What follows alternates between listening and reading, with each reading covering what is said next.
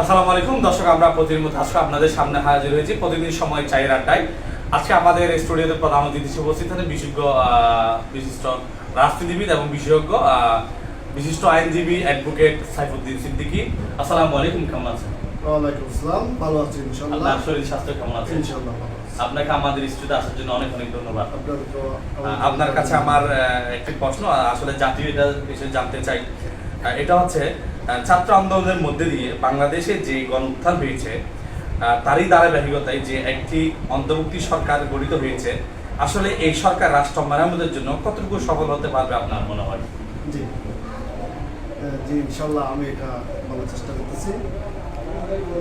আসলে কালের প্রেক্ষাপটে ঘটনার প্রেক্ষিতে কিছু কিছু ঘটনা ঘটে যায়। যেমন ছাত্র আন্দোলন হবে 5 তারিখে, শেখ হাসিনা এভাবে দেশ ত্যাগ করবে, এটা কারো কল্পনার মধ্যে নাই, ছিল না। এক্স্যাক্টলি, এটা কারো কল্পনার মধ্যে ছিল না।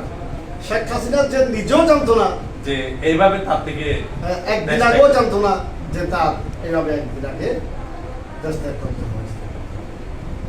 কথা হচ্ছে যে কোটা আন্দোলন, এটা নিয়ে এই জিনিসটা ছাত্র আন্দোলনটা একটা বিস্ফোরণ ঘটলো।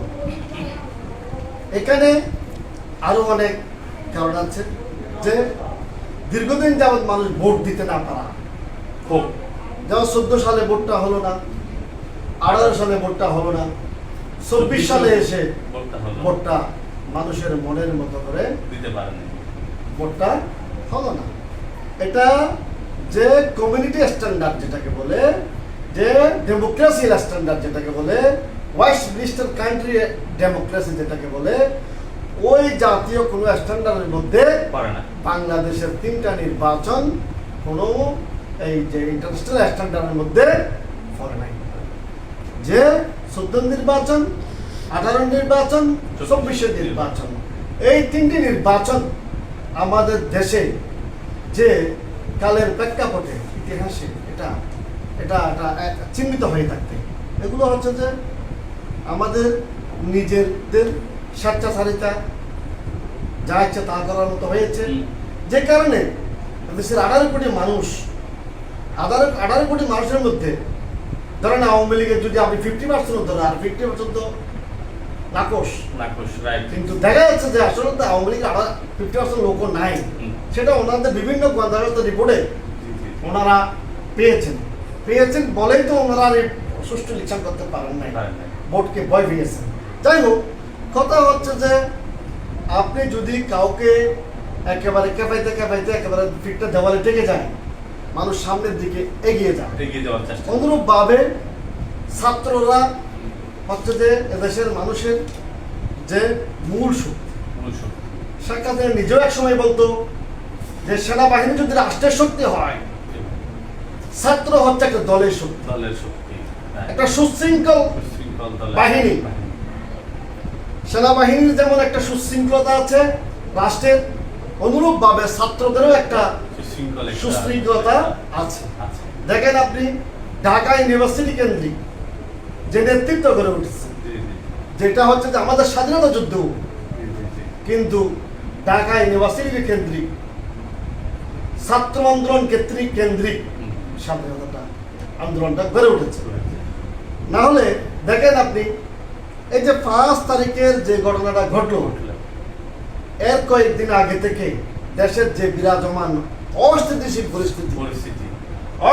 পরিস্থিতির জন্য দায়ী এটা সরকারের উচ্চপদস্থ কর্মকর্তারা, মন্ত্রীরা, যারা সচিবালয়ে বসে আছে, তারা যারা স্টেট পলিসি মেকার যাদেরকে বলে, সরকারের পলিসি মেকার যারা আছে, গোয়েন্দা সংস্থার লোকজন যারা আছে, তারা কি জানে না এগুলো দেশে কি হতে যাচ্ছে?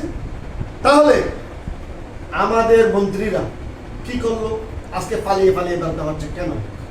পাওয়া যাচ্ছে কেন? বিচারপতি আজকে পালিয়ে বেড়াচ্ছে কেন?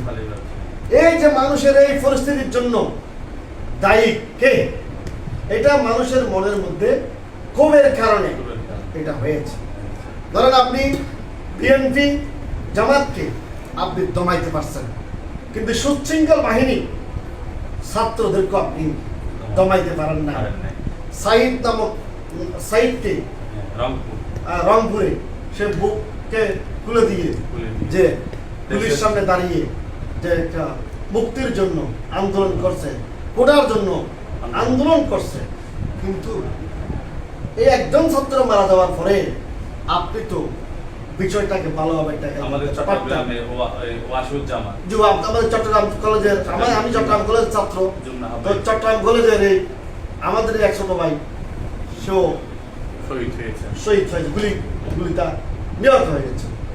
এখন কথা হচ্ছে এই যে আপনি আজকে দেখেন মুরাদপুরে মামলা, পাঁচলাশ থানায় বদ্রহাটে খুন হয়েছে, সেটার জন্য মামলা, বিভিন্ন মামলায় এখন আওয়ামী লীগ নেতারা জর্জরিত হয়ে যাচ্ছেন, তারা পালিয়ে বেড়াচ্ছেন। তাহলে এটা কেন? আপনারা ঠিকঠাক কাজটা করলেন 15 বছর 16-17 বছর ক্ষমতায় থেকে। আজকে এইভাবে তো আগে অনেক সরকার ক্ষমতা পরিবর্তন হয়েছে। আওয়ামী লীগ 96 থেকে 2001 সালে ক্ষমতা থেকে গেছে, ক্ষমতায় ছিল 5 বছর, এরপর তো আওয়ামী লীগ ক্ষমতা হস্তান্তর করেছে, কিন্তু সেদিন তো আওয়ামী লীগের এই পরিণত হয় না, কিন্তু 2024-এ পরিণত হওয়ার কারণে এই পরিণত হলো কেন?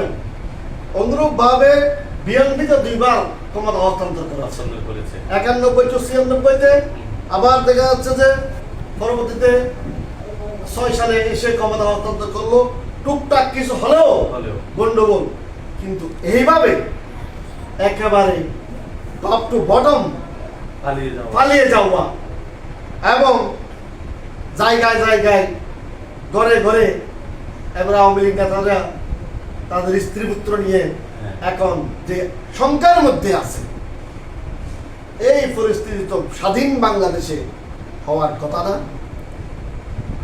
আমাদের দেশ স্বাধীন বাংলাদেশ, তাহলে পরিস্থিতিটা কে সৃষ্টি করলো?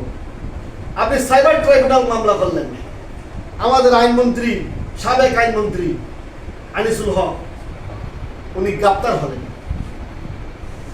তারপরে ওর সাথে আরেকজন কি সালমান এফ রহমান, পালানোর জন্য নিজের দাড়িটা পর্যন্ত কেটে ফেলছে এবং চুল টুলে সবকিছু।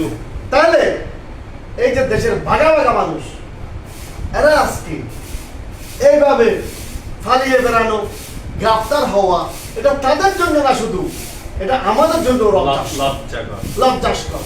কারণ একজন আইনমন্ত্রী যিনি আইন বানিয়েছেন, যিনি আমাদের আইন বিভাগের প্রধান সর্বোচ্চ স্থানে ছিলেন, আমি সেই বিভাগের আইনজীবী মাত্র, আর উনি ছিলেন আইনমন্ত্রী।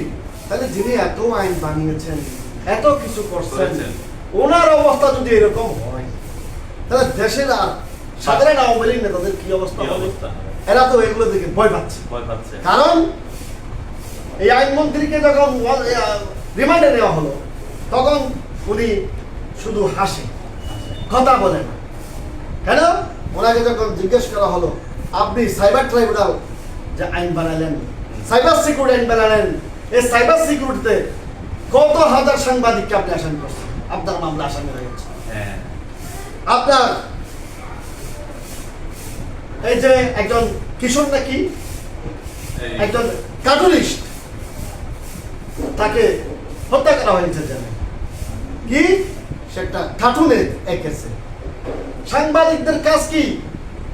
যেখানে অনিয়ম ভাবে সেটা তুলে ধরবে, যেখানে কারো দুর্নীতি ভাবে সেটা তুলে ধরবে, কেউ কোনো বক্তব্য রাখবে, ওই বক্তব্যের অংশটুকু তুলে ধরবে। এটা হচ্ছে যে সাংবাদিকদের মূল কাজ। এখন আপনি কেউ জিয়ার নাম নিলে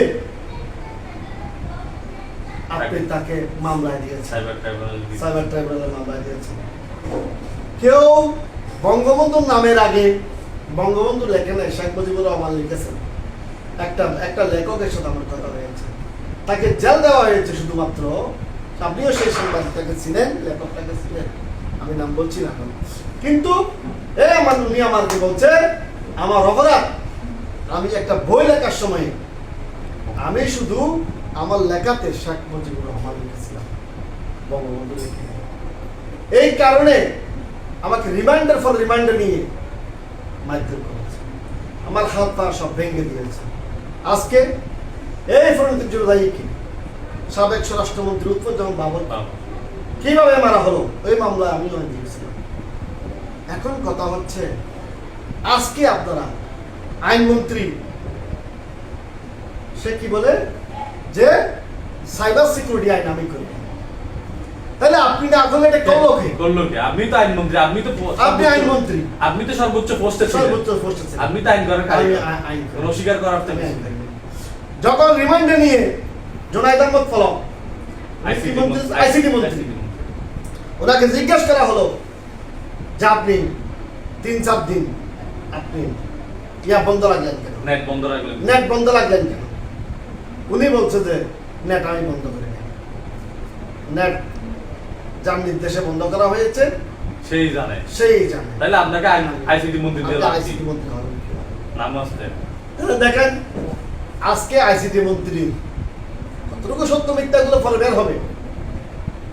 আইসিটি মন্ত্রীর স্ত্রীর নামে 15টি ফ্ল্যাট, একাধিক ব্যাংক, তারপরে আপনার বিভিন্ন মন্ত্রীর নামে হাজার কোটি হাজার কোটি টাকা। আচ্ছা, আমাদের চট্টগ্রামের বিশিষ্ট ব্যবসায়ী এসালম গ্রুপ, তারা আজকে নিজেরাই শোনা যাচ্ছে যে বাংলাদেশের নাগরিকত্ব বাতিল করে বিদেশে নাগরিকত্ব নিয়েছে। আজকে তাদের ব্যবসা বাণিজ্য কি অবস্থা?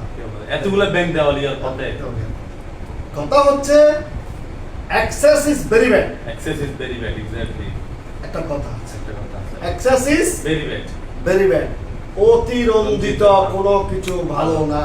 ধন্যবাদ দর্শক, আমরা এতক্ষণ ছিলাম অ্যাডভোকেট সাইফুদ্দিন সিদ্দিকীর কাছে। আমরা এতক্ষণ ওনার থেকে অনেক গুরুত্বপূর্ণ তথ্য দর্শক আপনাদের কাছে এবং পৌঁছাতে চেয়েছি। আমরা কতটুকু পেরেছি সেটা আপনারাই ভালো জানেন। আপনারা আমাদের সাথে থাকবেন। আসসালামু আলাইকুম, ধন্যবাদ। ধন্যবাদ আপনাকে।